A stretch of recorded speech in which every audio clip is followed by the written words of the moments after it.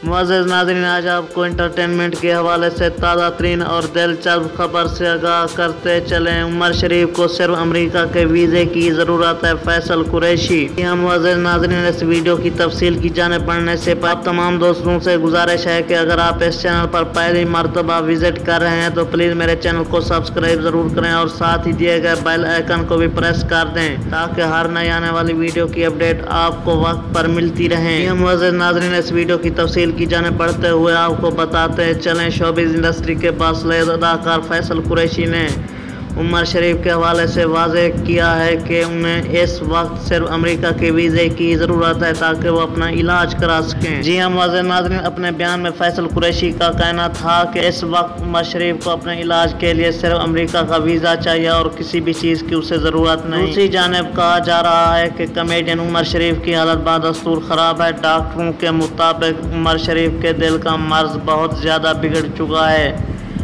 उमर शरीफ के बेटे जवाद का कहना है कि वालिद का इलाज जारी है, तबीयत में बेहतरी नहीं आ रही। जवाद का मजीद कहना था कि अमेरिका ना भेजा गया तो ओपन हार्ट सर्जरी की तरफ जाना पड़ेगा। वालिद साहब चंद मिनट होश में आने पर भी किसी को नहीं पहचान रहे। मुअज़्ज़िज़ नाज़रीन, अगर ये वीडियो आपको अच्छी लगे तो प्लीज़ लाइक करें, शेयर करें, कॉमेंट करें। Thanks for watching.